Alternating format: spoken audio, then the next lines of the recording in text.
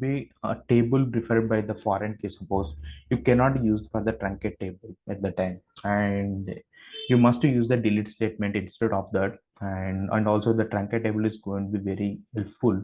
The statement is going to be delete the trigger, and the table has going to be trigger associated with it. So some of the disadvantage with the truncate also I would say, and that may be enhanced with the delete operation somehow. So let's go, let's also play around with some of the applications, the examples, so that we'll get some idea how does that going to be helpful in theoretical or practical oriented way. Creating a table, big data. Okay, so we are just creating a big data table corresponding to the ID is a column, int is a data type, auto increment is somehow functionality with respect to that. We can see a little later. And primary key. I'm just declaring as ID is a primary key to going to be referred to that val, and val is also some kind of the integer. So you can see here big data table. In the big data table, I'm just going forward with respect to the inserting the values. So what will happen if I go and represent by using database system support in the storage account? So what will happen with respect to truncating of the any table? Suppose we are just declaring as a big data and inserting some of the values, 10,000 value. So what will happen with respect to truncating the table? It will only truncating the whatever the values we had inside the table.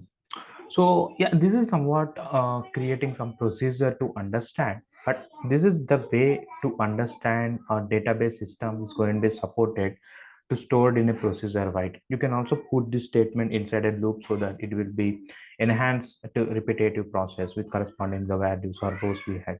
So this we can see little later, but as for now, you can understand this is somewhat the procedure to follow to insert the 10,000 rows into the big table. That's it. So yeah, you can see I'm just calling that load big table data, whatever we declared with the procedure, load big table data, and just calling out for the 10,000 rows to insert into the big table. What you had to do, you had to remove the data, whatever the 10,000 records we had by using the truncate. Truncate is a keyword. You had to delete the table corresponding to the values for the 10,000 records what we had. You can see only for the truncate data for that. So only for the truncate data you may not be seeing all the records at the timestamp. And something with respect to union all also. So this operator is very useful, I would say, in the SQL whenever you want to join with the two different tables or union with corresponding the merge operations. This is very helpful to understand. So what if the union is union operator is going to be performed, combine the results in the two different sets. So at that time you want to be specified specifically joining two or more select statement. It's very basically to use it to understand. You can see here the syntax is very straightforward.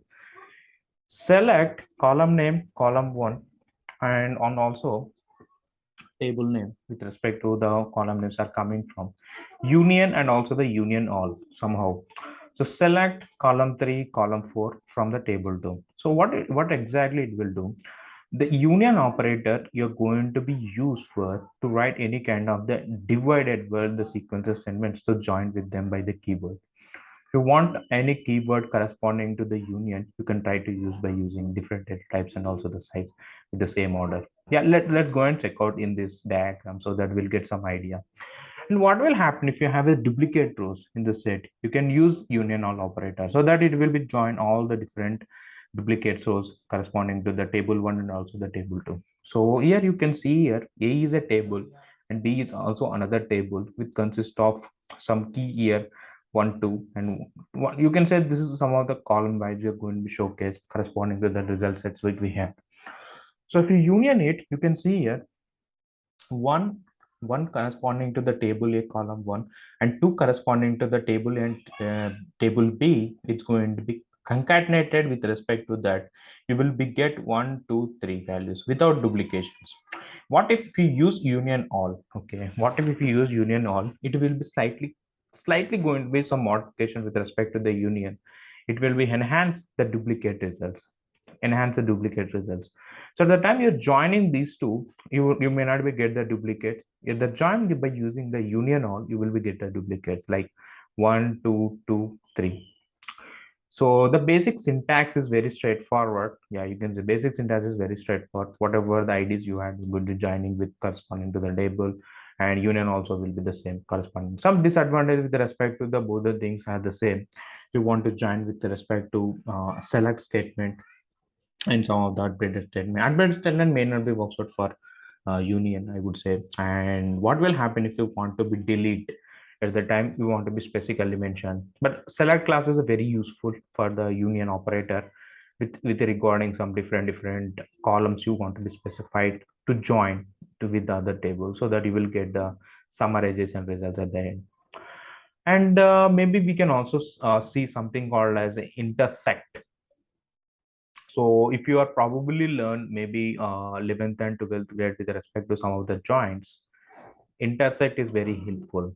Whoever having the common values, it's going to be give the same results. If suppose I have a set like this A and set like this B, whoever having intersected values or common values, I will going to be get in this region, right? So that is nothing but an intersect. Similar concept we're going to be using the SQL also. Intersect concept is going to be very helpful. Whoever having the common elements or common values, it's going to be come together as a result of the two to three. If you see here, union operator will going to be very helpful for intersect the operator, which going to be remove some of the duplicate values obviously from the final results. At the end, what you're going to be get intersect value with respect to the two different tables. That will be the data types of the columns must be compatible. Where at the time you have to be intersect the values. If suppose this value is integer, this value is string, it may not be helpful at the time. It must be compatible, then only it's going to be works out. And the number of the columns and their order in the select statement must be the same at the time you want to be intersect two different tables. Let's go and check out the example. This is small example, I would say. So I'm just taking from the table A ID and also the ID with respect to the table B. It's going to give the common values 2 and 3. Similarly, order by you can also specify it with corresponding to descending or ascending order. So we'll also see the grouping operations little later. But this, as per understanding, is just to go and simply type order by so that you will get some idea with respect to the intersect term what we had. So we'll also learn this maybe later in the tutorial points. If you go, we have other section called operations in the data in the SQL and also the grouping operations. So as for now, I hope you understood some of the different keys we are going to be used in this class so that you will be get familiar with this. Thank you.